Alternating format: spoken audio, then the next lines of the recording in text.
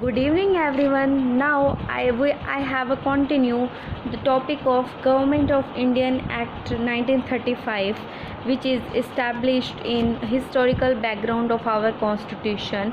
And the Government of Indian Act is a very important act in our history because it plays a very crucial role in our constitution. And as I have mentioned above, that 80% of our constitution are taken from the Government of Indian Act 1935. So now we have started the Government of Indian Act 1935. Firstly, we have to see the aim of our Government of Indian Act. Firstly, federation या written constitution. Okay, we have to discuss this topic in detail after that. Firstly, the government of Indian act dealt with, जो government of Indian act था वो क्यों बनाया गया था, किन चीज़ों से डील करने के लिए? Number first, all Indian federation, provincial, number two, provincial autonomy, number three, dyarchy and at the centre, number four, a federal court. Okay, उसके बाद सबसे पहले हम देखते हैं कि जो ब्रिटिश गवर्नमेंट थी उन्होंने मार्च 1933 में एक वाइट पेपर को कंटेन किया जिसके अंदर उन्होंने कुछ रिफॉर्म्स लिखी थी. उन्होंने प्रपोज़ल रखा था. जो वाइट पेपर था वो सबमिट किया गया था जॉइंट सेलेक्ट कमेटी जो ब्रिटिश पार्लियामेंट की थी. वहाँ पे एक वाइट पेपर था. ये भी क्वेश्चन आता है प्री के अंदर. This committee submitted its report recommending some changes जो कि वाइट पेपर के ऊपर थे. एज वी हैव ऑलरेडी कुछ इसमें मॉडिफिकेशंस लाई गई थी, बहुत इंपॉर्टेंट थी. जिस रिपोर्ट के ऊपर जो बेस है, जो फिर 1935 के अंदर एक बिल इंट्रोड्यूस किया गया था पार्लियामेंट के अंदर, जो कि 1934 के अंदर बनाया गया था, गवर्नमेंट ऑफ इंडियन बिल 1935. फिर जो ये बिल था उसको रॉयल एसेंट, उनको पूरी परमिशन मिल गई अगस्त 4 1935 को, जिस फिर come to known as the act. The bill is now come to known as the government of Indian act 1935. Okay, उसके बाद हमने इसका एम पढ़ चुके हैं. इसका मेन एम था फेडरेशन चाहिए, हमें इंडियन को फेडरेशन चाहिए. फिर आया गवर्नमेंट ऑफ इंडियन एक्ट 1935 में. सबसे पहली चीज़ उन्होंने क्या की, इन्होंने कोशिश की जो दियार्ची सिस्टम है उसको ख़त्म करो, टोटली अबॉलिश करने की कोशिश की गई थी दियार्ची सिस्टम को. सारी जो प्रोविंशियल सब्जेक्ट थे जो ट्रांसफ़र किए गए थे इंडियन मिनिस्टर्स को, भी हाँ अब तुम ये करो, वो प्रोविंशियल ऑटोनॉमी चाहते थे ना, इसलिए. फिर जो हेड थे प्रोविंशियल गवर्नमेंट के, वो उस टाइम पे गवर्नर थे. उनको क्या चाहिए था कि वो गवर्नमेंट को उस अकॉर्डेंस से चलाएं जो काउंसिल ऑफ मिनिस्टर उनको एडवाइस करेंगे. ठीक है, तो फिर वो उन्होंने वहाँ पर क्या करा, जो काउंसिल ऑफ मिनिस्टर थे उनको अपॉइंट किया प्रोविंशियल लेजिस्लेटिव असेंबलीज़ के थ्रू. ठीक है, उसके बाद जो गवर्नर थे उनको क्या चाहिए था, पूरी तरीके से, पूरी रिस्पॉन्सिबिलिटी के तरीके से उनको आगे इन्हीं मिनिस्टर की असिस्टेंस से इस एक्ट को, इस अपने गवर्नमेंट के सिस्टम को चलाना था. और पूरी फेडरेशन देने की कोशिश करी गई थी इस एक्ट के अंदर, बट ये भी फेल हो चुका था. उसके बाद क्या किया इन्होंने, पहले तो उन्होंने अबॉलिशन ऑफ सिस्टम ऑफ दियार्ची, फिर इन्होंने क्या किया, डिवीज़न कर दिया. किस चीज़ को डिवीज़न कर दिया, फेडरल सब्जेक्ट को डिवाइड कर दिया दो पार्ट्स के अंदर. पहला पार्ट था रिजर्व साइड, दूसरा पार्ट था ट्रांसफर साइड. ठीक है, नंबर फर्स्ट जो रिजर्व साइड थी उसके अंदर डिफेंस, एक्सटर्नल अफेयर, एथलियास्टिक मैटर वो होते हैं जिसके अंदर चर्च से रिलेटेड वर्कशिप वगैरह आती है. जैसे कि कोई बंदा इस चर्च के रिलीजन को अडॉप्ट कर सकते थे, एनफोर्स कर सकते थे, वो थे एथलियास्टिक मैटर्स. ओके, एंड उसके अंदर इन्वॉल्व थे एडमिनिस्ट्रेशन ऑफ ट्राइबल एरियाज़, ये सब इन्वॉल्व था रिजर्व साइड के अंदर. ठीक है, जो ये मैटर थे इसको एडमिनिस्ट्रेट कौन करता था, ऑब्वियसली गवर्नर जनरल असिस्ट करेंगे with the assistance of the executive councillors, जो कि 3 मेंबर से ज़्यादा नहीं होने चाहिए. ठीक है, इनको भी अपॉइंट किसने किया था, गवर्नर जनरल ने किया था.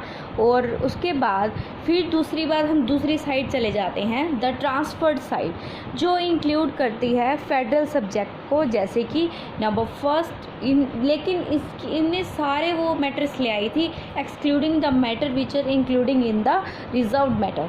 ओके, उसके बाद was to be administered by, ये भी ऑब्वियसली है, ये किसने एडमिनिस्ट्रेट करना था, गवर्नर जनरल ने, लेकिन इस पे यहाँ उसने किसकी असिस्टेंस ली, काउंसिल ऑफ मिनिस्टर्स की।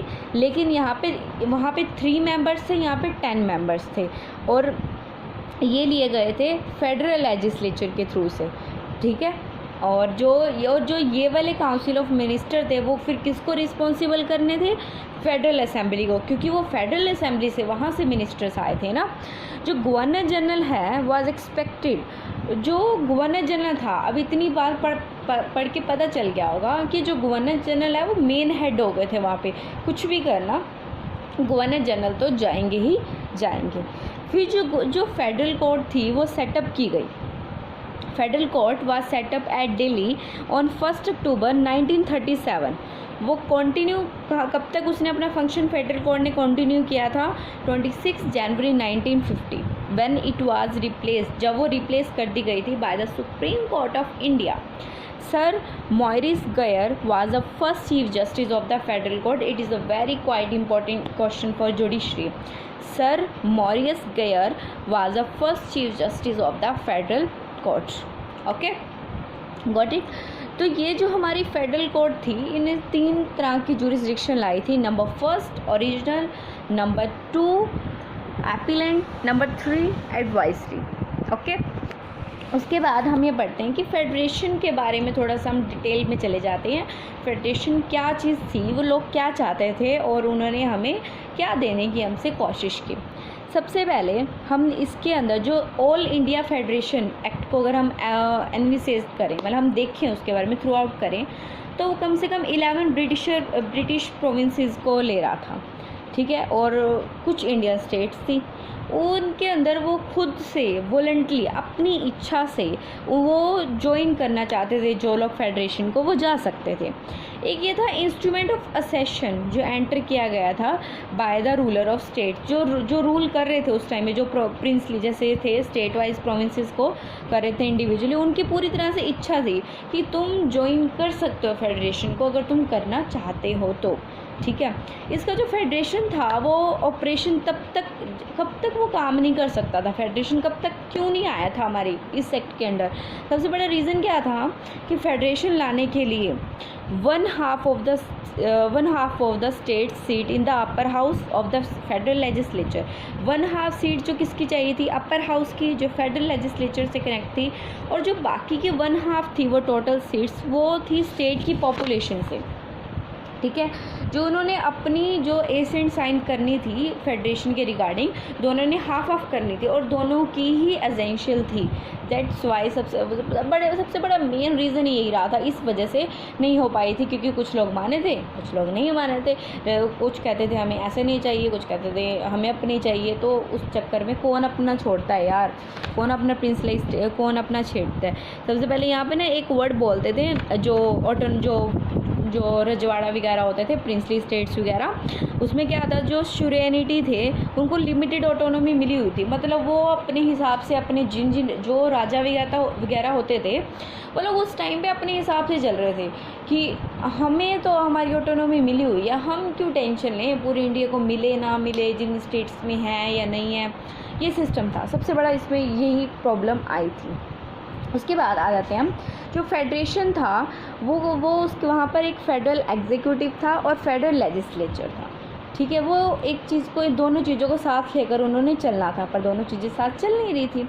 जो फेडरल एग्जीक्यूटिव था वो बना था गवर्नर जनरल और काउंसिल ऑफ मिनिस्टर से, जिसके अंदर 10 मेंबर से ज़्यादा मेंबर इंक्लूड नहीं होने चाहिए थे, ठीक है। उसके बाद जो काउंसिल ऑफ मिनिस्टर हैं वो किसको रिस्पॉन्सिबल थे, फेडरल असेंबली को, ठीक है। उसके बाद जो फेडरल लेजिस्लेचर था वो बाई कैमरियल था। उसके अंदर ये था, उसके अंदर एक council of state that is upper house और federal assembly that is lower house, okay. Council of state जिसको हम वो बोलते हैं अपर हाउस, और federal assembly that is lower house, वो आता था हमारे फेडरल लेजिस्लेचर के अंदर, ठीक है। जो काउंसिल थी वो यहाँ पे कंसिस्ट कर रही थी 156 रिप्रेजेंटेटिव जो ब्रिटिश इंडिया के थे, और 104 रिप्रेजेंटेटिव ऑफ, इससे ज़्यादा इंडियन स्टेट्स के नहीं आने चाहिए। इसके अंदर जो सारे लोग नॉमिनेट किए गए। जो असेंबली टोटली कंसिस्ट हुई वो हुई 250 representative from the British India at last and 125 from the Indian state, and it is also very important question of pre. उसके बाद जो एक्ट था 1935 का, वो डिवाइड कर दिया गया। जो लेजिस्लेशन के कुछ 3 लिस्ट बनी थी जो आज भी होंगी, जो फेडरल लेजिस्लेचर के अंदर थी, federal legislature, provincial legislature list and concurrent list. It is a quite important for. इसके बाद जो ये मैटर वगैरह थे जो गवर्नर जनरल के, उसको सेंटर और स्टेट, इसके अंदर सब कुछ सारा मैटर आने लगा। इसलिए जो since the required number of Indian state, उनको कहीं बहुत सारी जगह जो मैंने already I have to mention other कि प्रिंसली स्टेट्स लोग माने ही नहीं थे कि हमें ऑटोनॉमी से क्या लेना, हमें हमारी लिमिटेड ऑटोनॉमी मिली हुई है, हम अपने जहाँ पर हम अपना किंग है हम वहाँ पे उसको चला रहे हैं, तो हम क्यों इतनी टेंशन लें, राइट। उसके बाद आई प्रोविंशियल ऑटोनॉमी की बात, फेडरेशन का पॉइंट हो गया साइड में, ठीक है। उसके बाद प्रोविंशियल ऑटोनॉमी के अंदर क्या हो गया, firstly we have already mentioned above that abolition of the system of dyarchy, ठीक है। जो दोनों सारे के सारे जो प्रोविंशियल सब्जेक्ट थे वो ट्रांसफ़र करने की कोशिश की गई इंडियन मिनिस्टर को। जो हेड थे प्रोविंशियल गवर्नमेंट के वो गवर्नर थे, as we already mentioned above, who was required to carry on the government in accordance with the, जो जिनको अपनी गवर्नमेंट को किसके एडवाइस के थ्रू चलाना था, काउंसिल ऑफ मिनिस्टर, जो अपॉइंट किए गए थे from the provincial legislature assembly. जो मिनिस्टर थे वो किसको रिस्पॉन्सिबल थे, जो जहाँ से काउंसिल ऑफ मिनिस्टर अपॉइंट किए गए उन्हीं को रिस्पॉन्सिबल होंगे, वो थे प्रोविंशियल असेंबली को रिस्पॉन्सिबल थे। फिर क्या आया पॉइंट, ये थी प्रोविंशियल ऑटोनॉमी, मतलब इंडियन मिनिस्टर को काफ़ी हद तक उनको अपना हक ब्रिटिशर्स देने लगे थे। वो क्यों देने लगे थे वो हम अब पढ़ेंगे। द्यार्ची एट द सेंटर, जो गवर्नमेंट ऑफ इंडियन एक्ट है उन्होंने एक सिस्टम इंट्रोड्यूस किया कि द्यार्ची को सेंटर में द्यार्ची सिस्टम एट द सेंटर। इसके अंदर उन्होंने क्या किया, जो हम 2 सब्जेक्ट फेडरल सब्जेक्ट हम पढ़ चुके हैं पहले, that is reserve side and transferred side, इनको एडमिनिस्ट्रेट किया गया गवर्नर जनरल के द्वारा, जिन्होंने by the executive council and by the governor general. इसके अंदर जो एड और एडवाइस, जो एडवाइस कौन देते थे, we have already mention above, now you have already clear that point. Council of minister किस लिए रखवाए गए थे, वो असिस्टेंस के लिए रखवाए गए थे। On 1 September 1939 Germany invaded Poland, ठीक है। It is a very quite important point. Britain foresaw the danger to the free world and therefore on 3rd December 1939 it declared itself at a war with Hitler. You all know the name of Hitler, okay? इसके अंदर क्या हुआ था कि Britishers को खुद को खतरा होने लग गया था। In the making of the constitution video I have already mention the name of the word Hitler. इसके अंदर क्या था कि हिटलर आ गया, हिटलर से ब्रिटिशर्स को खुद खतरा होने लग गया। उन्होंने क्या किया कि जो दूसरी वर्ल्ड वार शुरू होने वाली थी, तो गवर्नर जनरल ऑफ इंडिया, जो उस टाइम पे कौन थे, लॉर्ड लिंथगो, उन्होंने डिक्लेयर कर दिया इंडिया को एक बिलीग्रेंट कंट्री, उस टाइम पे जब उनकी लड़ाई होनी थी जर्मनी के साथ में, क्योंकि पर लेकिन उसने उसको ये वर्ड क्यों दिया इंडिया को, क्योंकि उस टाइम के ऊपर वो इंडियन मिनिस्टर से कंसल्ट ही नहीं किए गए थे। इस वजह से उनको चढ़ गया कांग्रेस लीडर्स को गुस्सा भी, इस बंदे ने हमें इतनी बड़ी बात कैसे बोल दी। तो उन्होंने रिज़ाइन करना शुरू कर दिया 15 नवंबर